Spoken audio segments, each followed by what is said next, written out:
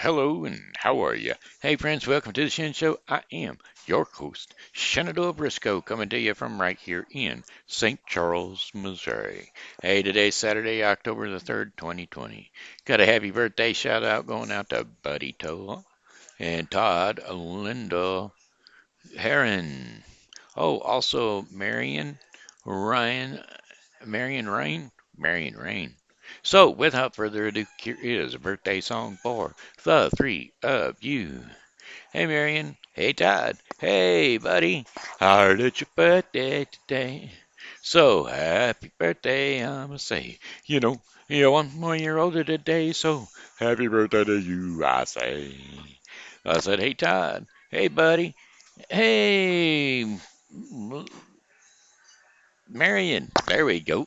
I'm telling you it's so. I heard it's your birthday today. So happy birthday, I'ma say. You made another trip around the sun today. So happy birthday to you, I say. And many more. Ya cha cha cha cha cha. Ah, ah, ah, ah. All right. Hey, that being said, congratulations on it, folks. Congratulations. Now, I've got some Shin Show likes from Martin Kelly, Jamie O'Driscoll, Steve Clary, and then I've got Shin Show shares. Yes, sir, Shin Show shares. And those would be people like Tina, Clee Schulte, Ashbrook, and Ashley Briscoe. Hey, where's Steve? Yeah, he's on there. And, well, then I got my Facebook Pokey Pal, and that would be Sue Little. That's right, Amanda Sue Little. Not just Sue Little, but Amanda Sue Little. Ah, ah, ah, ah. Let's see if there, by chance, is another Facebook Pokey Pal. Yes, Amy L. Sadler is my other Pokey Pal. She is a one also. Du-du-du-du-du-du. I don't want to do that. I want to do this. Copy, not copy link address. Just copy it. All right,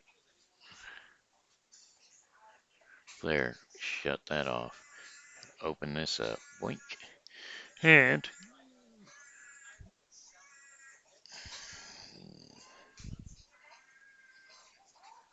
that would be down here. And we'll go like this. Trying to add information.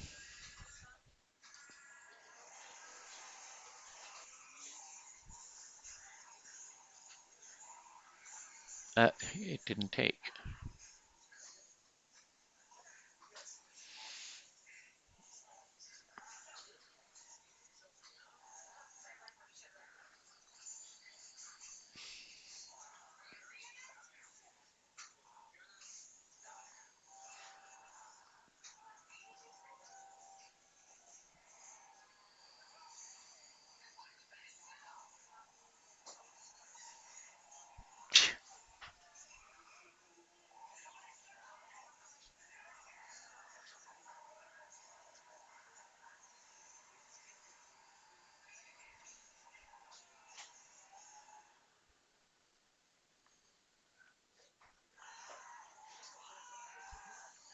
Okay, there we go.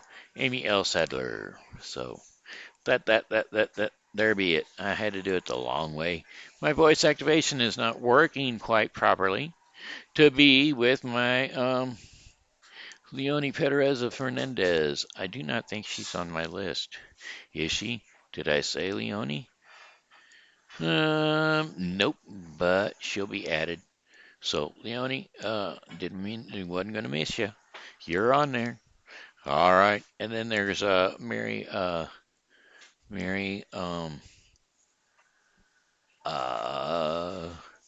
how do we pronounce that? Jalbuana. There you go, Jalbuana.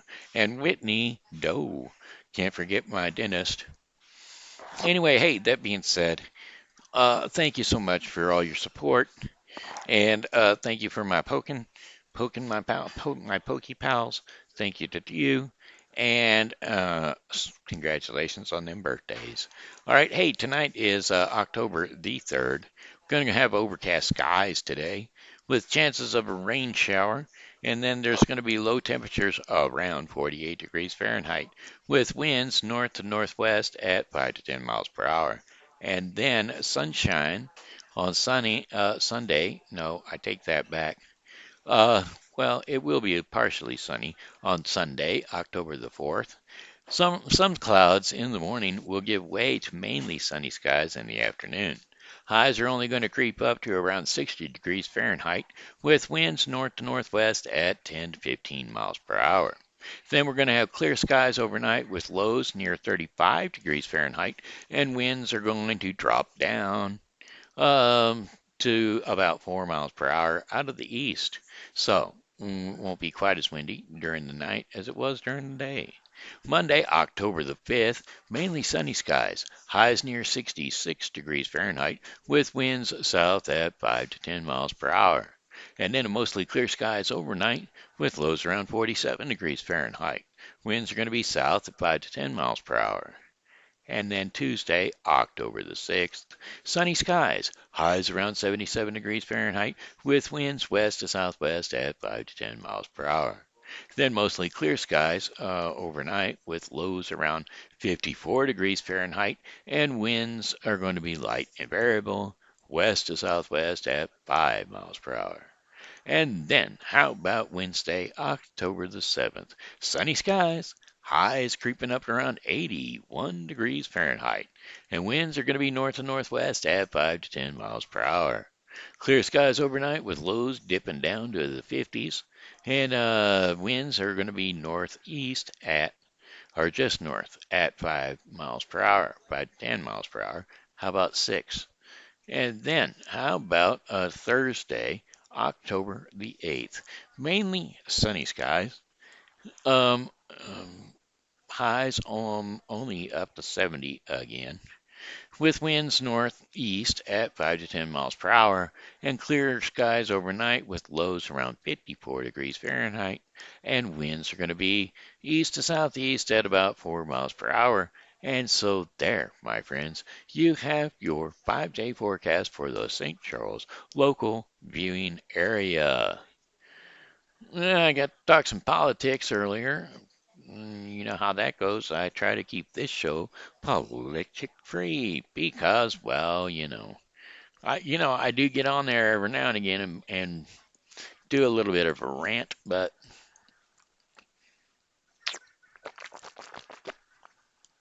I can only say one thing. I do want to say this about the two candidates running for the seat of the President of the United States.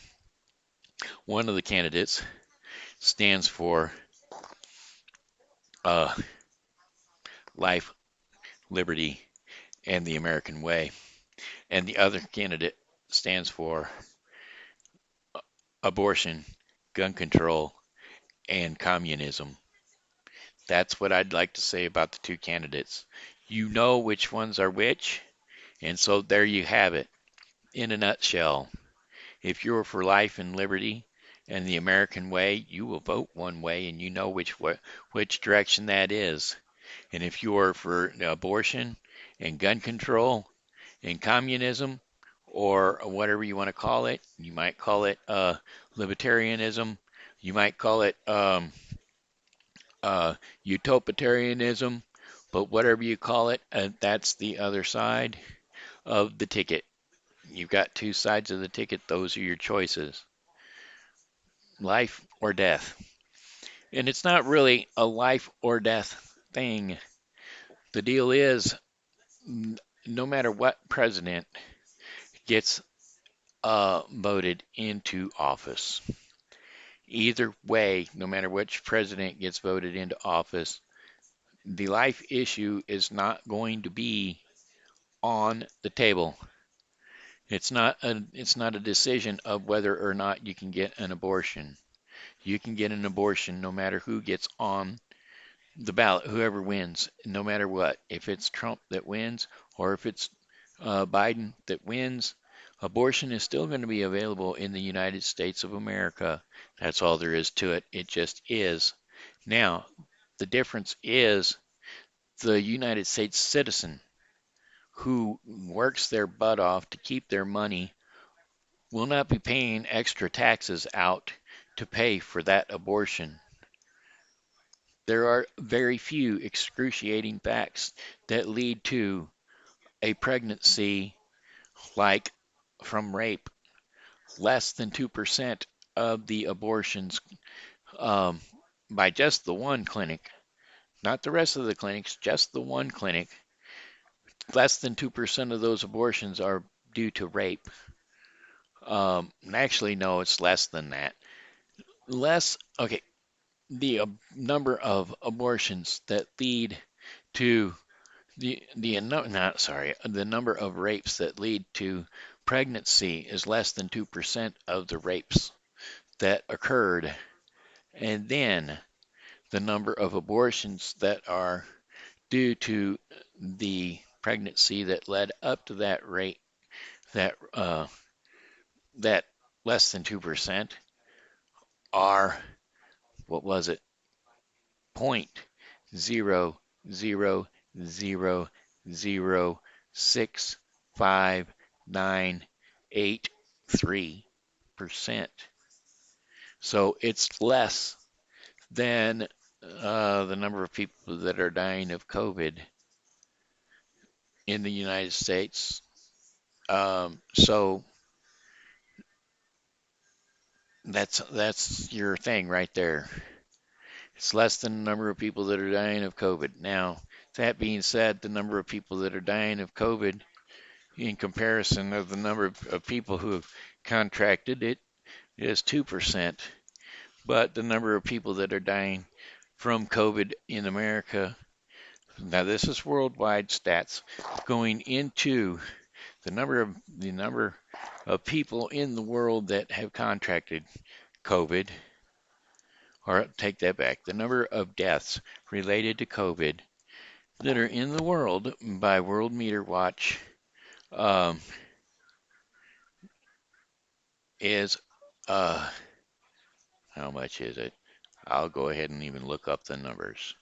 The number of people that have the deaths are 1,037,520. Those are worldwide stats. That's all the people in the world. And if you put that number into just the population of the United States, just the population of the United States, here I'll have to do it a different way here. Calculator. Okay. Number of deaths.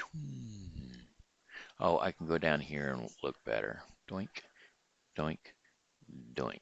There. Okay. Number of deaths total in the world. World deaths.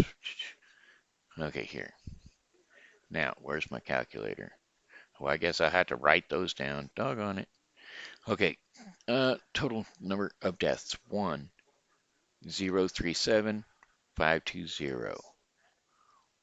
1,037.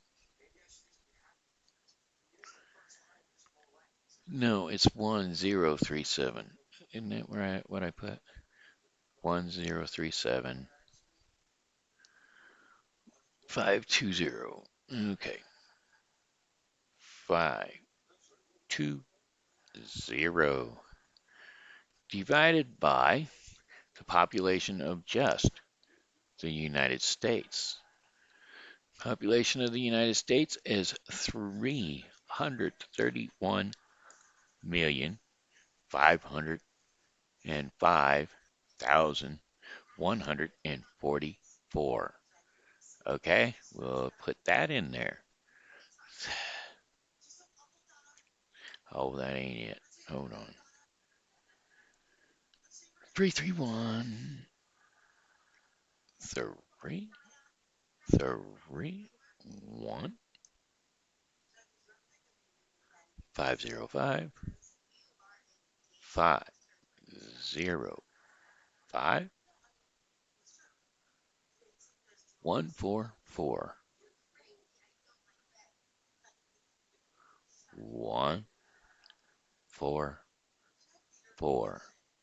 And our total is 0 point. Here, I'm going to percentage this for you. Where is the percent sign? There you go.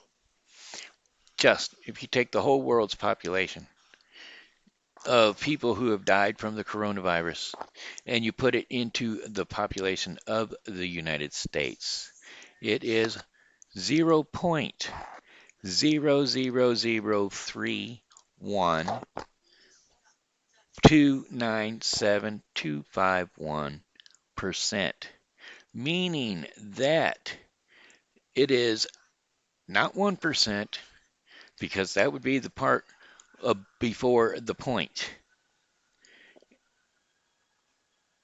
Hundreds, thousands, millions. It's so far below 1% that it's not even funny. I mean, this is less than uh, the common cold. The common cold kills that many people per year. And that's, I mean, less than, not per year, per month, whatever. But this is up to date information. You're still at point 0.0000, or sorry, only 3 zeros and then 3. 0.0003. 1297251%. And that's the entire world's population that died from it, only put into the United States' population, because if we tried to put it in the world's population, which the world's population, nope, it's not even there. It won't tell me what the world's full population is. I don't even know if it's up there, the whole population of the world. What is the population of the world?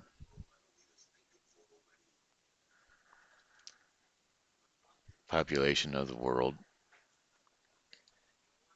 Population of the world is 7.595 7.594 billion, that is. So for the number of deaths, that you wouldn't be able to calculate as many zeros that would be um, across your calculator screen, because it will run out of zeros before it runs out of space before you get to a number.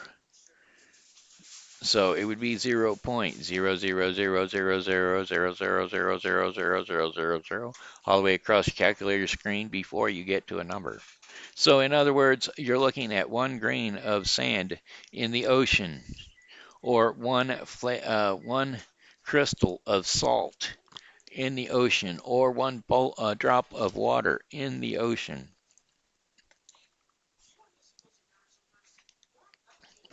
And it infuriates me, because these are up-to-date numbers, and they're on uh, World Meter, Corona Watch, but it's World Meter, World WORLD 0 METER, World Meter Information.com.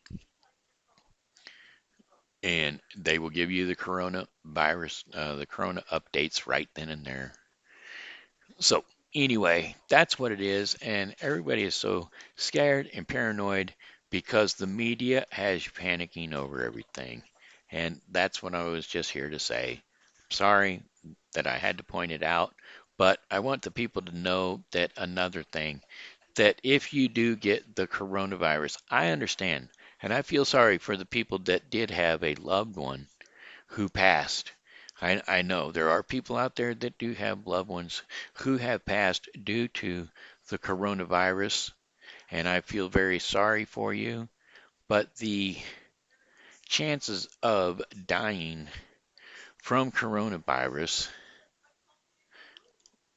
the number of people that die, the number of cases that uh, have the coronavirus is the number of people that where the coronavirus is 35,122,279. Okay, the number of people that died from it is 1,037,524. These are worldwide numbers, and the number of people who recovered from it is 26,100,117,239. So the number of deaths related to the number of uh, recovered people is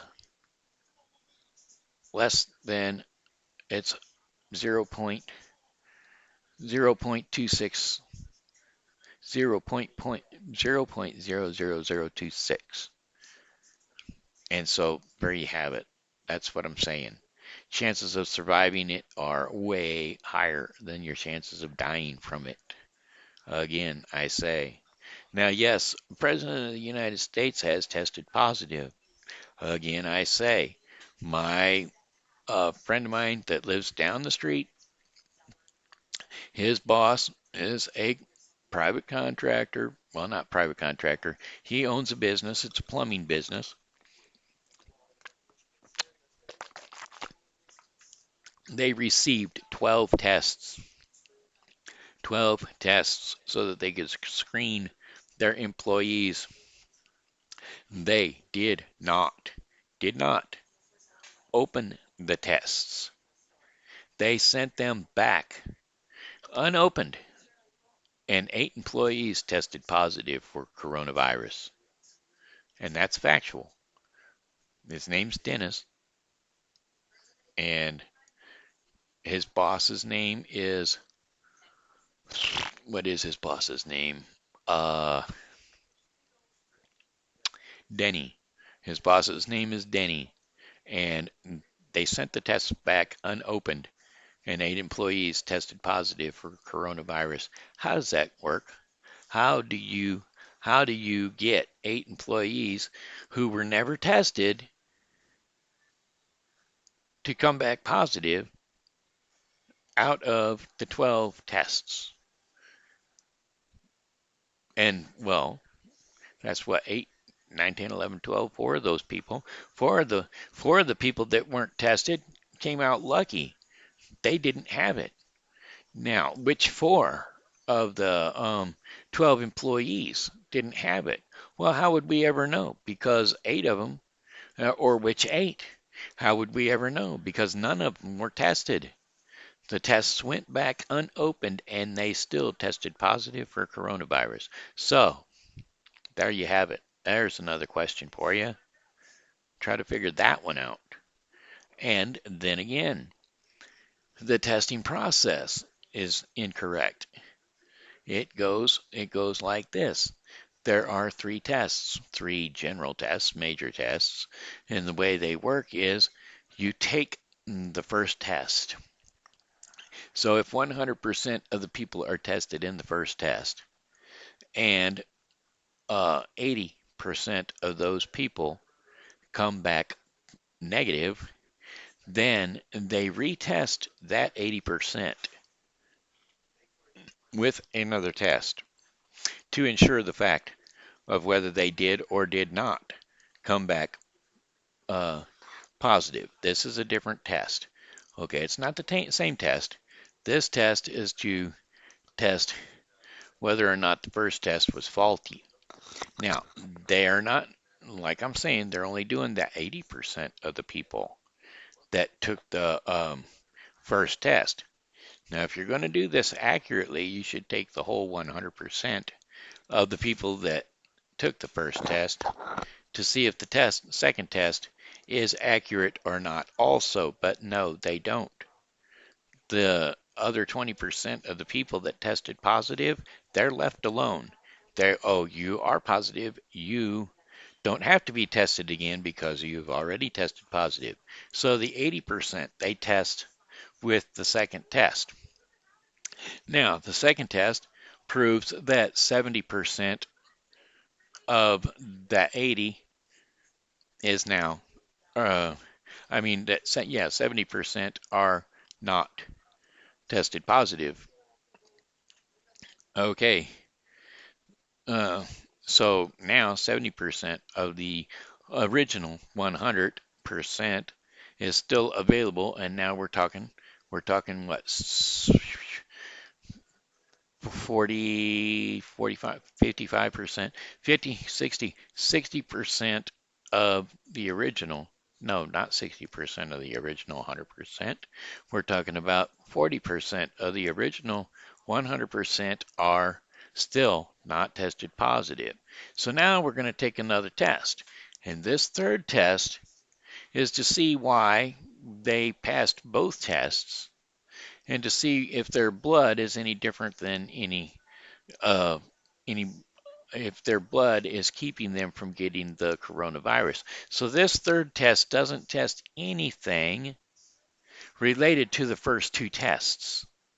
So you've went from test one and did not get your full information out of that you wanted, and then you went to test two, but you did not test 100% of the people that you tested in test one. So you're still not getting accurate answers. And now you're doing a third test, which is not even looking for the same information that the first two tests were even looking for. And here's my other question. Why is it that they've got to shove a uh, Q-tip 3 inches to 4 inches up your nose to find out if a substance that you can cough on somebody will give you coronavirus? Why do they have to shove that Q-tip up that high up your nose to find out the information that they could get from you coughing on somebody and spreading a disease? Why can't you lick the stick or cough on the stick rather than have this Q-tip shoved into your brain? Answer me that question. All right, I'm sorry. I got on my soapbox today and I was going to try to keep it unpolitical, but it got that way anyway. I just was in conversations prior to doing the show, and well, that's how we do it. That's how it got there. Sorry about that. Now let's see if we can't bring it up and lighten the mood with a little tune. How about that? Anybody know any good songs? Well, I haven't. I had some the other day and I messed up because I didn't didn't practice on them, but my voice activation went wacky on me today too. And so every time I have to do something, I have to type it out, which is very difficult with this headset and an on-screen typewriter. And then secondly, it's not a smart typewriter half the time, so it doesn't give me the words prior, like typing two letters and then being able to push a block word that they think, oh, you must be typing this word. That would be a very nice assist, but it only works half the time. So anyway, these are the difficulties of a handicapped person, quadriplegic, but that's kind of what the show was going to be about in the first place, but I kind of got off of that subject a long time ago. All right, let's see. What song are we going to do? Well, it's getting close to Halloween. Let's do a Halloween song. We'll try that. How about um, we'll Google up here. Here, let's do this. Song lyrics, Pumpkinhead Charlie.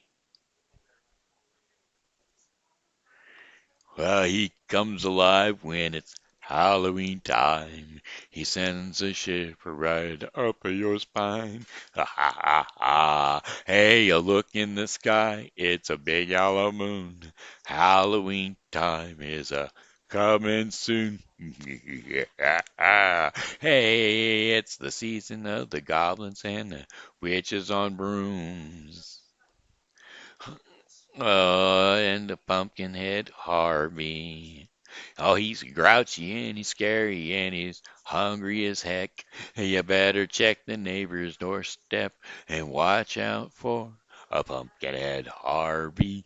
Ah, ah, ah, ah, ah. He comes alive when it's Halloween time. He sends shivers right up your spine. Oh, he's got fire in his eyes and sharp, jagged teeth. And all the kids, do you know what he likes to eat? Oh, they say his favorite thing is children who trick or treat.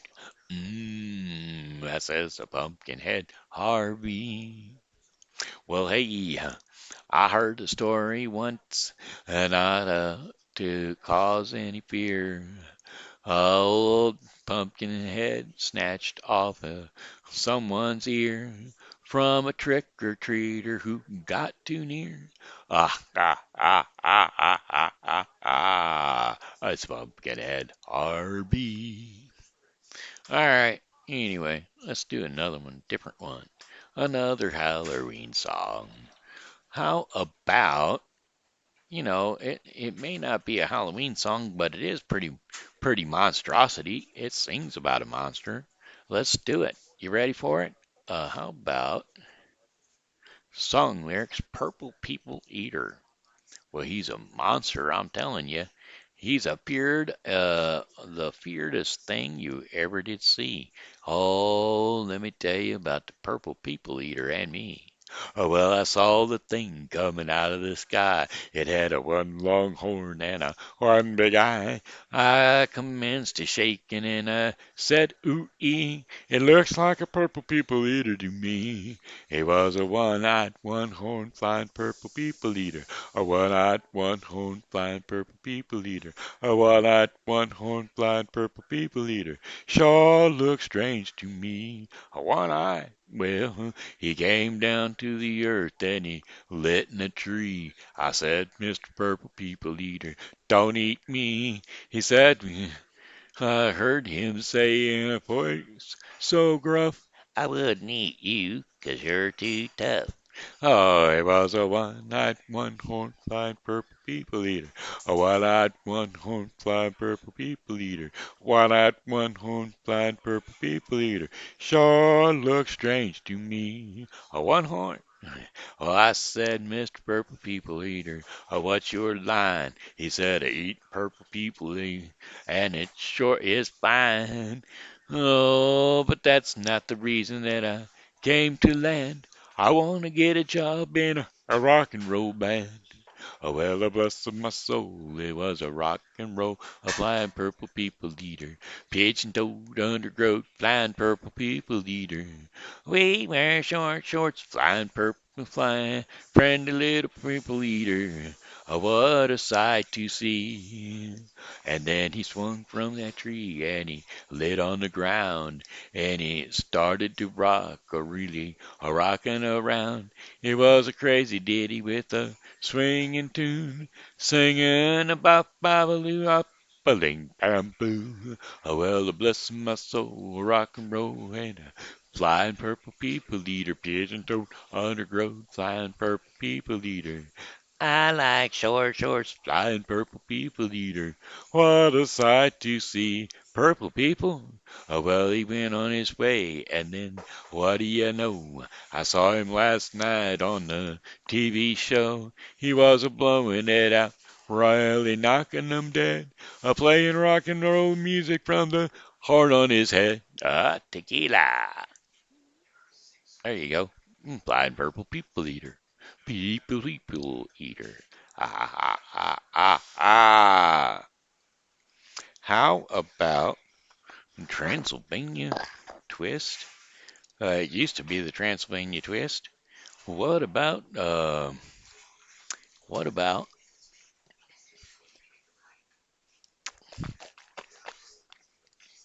what about the Monsters Mash, huh? Song lyrics, the Monster Mash. We'll do it. We'll do it. We'll try to do it. one more time. Let's see how much time we're running on here. Oh, it's already 35 minutes into the show. We're going to do it anyway, just this once. All right. It says, I was working in the lab late one night when my eyes beheld an eerie sight. From his slab began to rise, and suddenly, to my surprise, he did the mash. He did the monster mash. It was a graveyard smash. He did the mash. It caught on in a flash. He did the mash.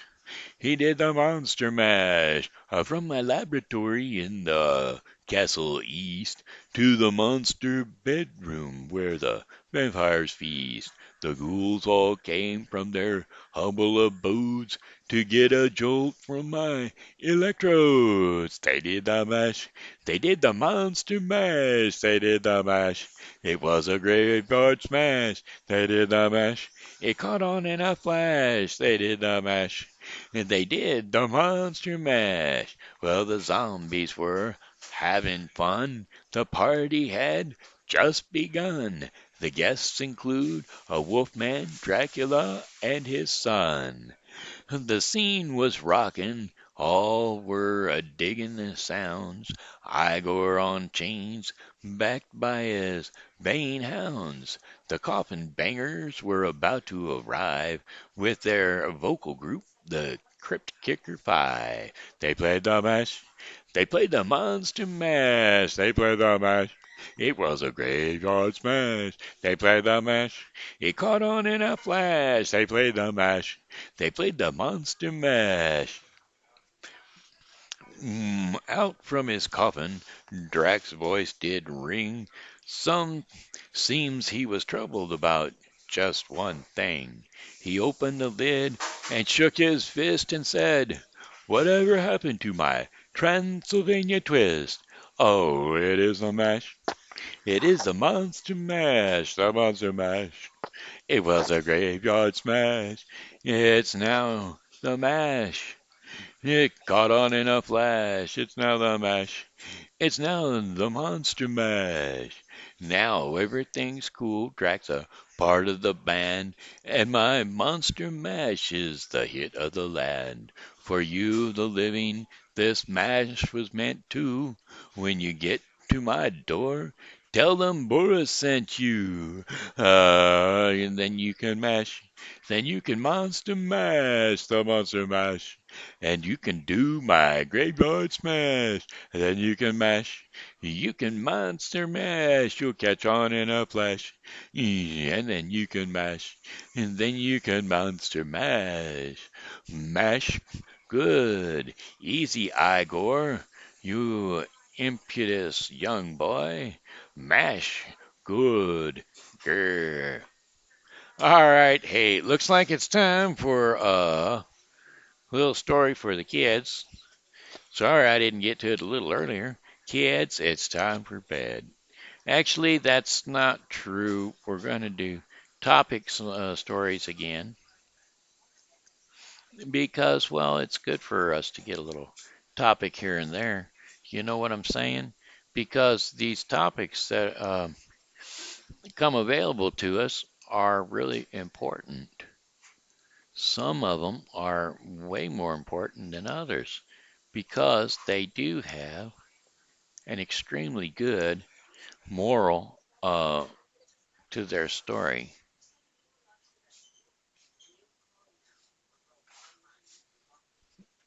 I think some of them. We got choose your uh, choose your words wisely. Let's try that one today. Choose your words wisely. Once upon a time there lived an old man who used to dig his nose into others people's business. He used to spread rumors about everyone he disliked. Likewise, one fine day he started to shout, Jim was a thief. Because of that, Jim was arrested. As the investigation went on, the young man was proven innocent. Jim felt humiliated as he walked back to his home after getting released. He sued the old man for wrongly accusing him. In the court, the old man told the judge they were just comments. It did not harm anyone. The judge, before passing sentence on the case, said the old man, write whatever you want to say on a piece of paper. Tear the paper into small pieces as you went back home. Tear the paper into small pieces as you went back home. Tomorrow, come back to hear the sentence. As he was walking back to his home, he did as the judge told him. You may. The next day, the judge told the old man, before receiving the sentence, you have to go out of the courtroom and collect all the pieces of paper that you threw yesterday. The old man said, I can't do that. The wind must have spread them, and I won't know where to find them. To this the judge replied, in the same manner, simple comments may destroy the honor of a man to such an extent that one is not able to fix it. The old man now realized his mistake and pleaded for forgiveness. The moral of this story is don't blame anyone without knowing the actual truth. Your words might ruin someone's reputation without them at fault. And there you have it. That there was choose your words wisely. That was a good one. A good moral. And then there's sometimes just let it be. And you should. Every now and again, you should just drop it and not worry yourself with it.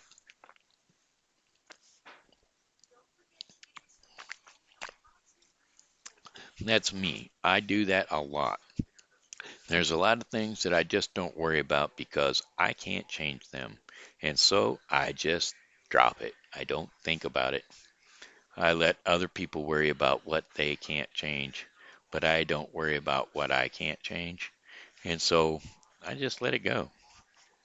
Once upon a time, Lord Buddha was crossing a town with a few of his disciples. After a lot of walking, everyone was thirsty. As they were walking, they spotted a lake. All of them stopped there, and Lord Buddha told one of his followers, Son, I am thirsty. Please get me some water from that lake there. At once the disciple agreed and walked up to the lake. When he reached there, he discovered that some people were washing clothes in the lake. He also spotted a bullock cart, which was crossing the lake right at the edge of it. Because of that, the water became very muddy. The disciple thought, how can I give this muddy water to my Lord? Immediately he went back and told Lord Buddha, the water in the lake is very muddy. I don't think it is fit to drink.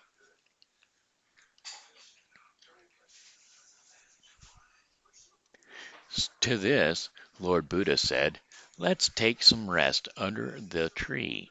After a couple of minutes, Lord Buddha asked his same follower to go back to the lake and get him some water to drink. The disciple obediently went back to the lake without saying anything. This time he discovered that the lake had absolutely clean water in it. All of the mud had settled down, and the water above looked fit to drink. So he began collecting some water in a pot and brought it to the Lord Buddha. At once Buddha looked up at the disciple and said, Son, let the water be and the mud settle down on its own. You get clear water. It didn't require any effort. Said Son, let the water be and the mud settles down on its own. You got clear water. It didn't require any efforts. Lord Buddha then continued, Just like water, your mind is also like that. When it is disturbed, just let it be. Give the mind a little time to settle down on its own. You need not have to put any effort to calm it down. We can judge and take best decisions of our life when we stay calm. You may, hey, that's true, ain't it though?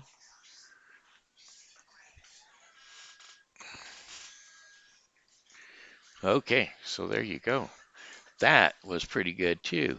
I'm a liking it. I'm a liking it a lot. Let's see. Do. Do.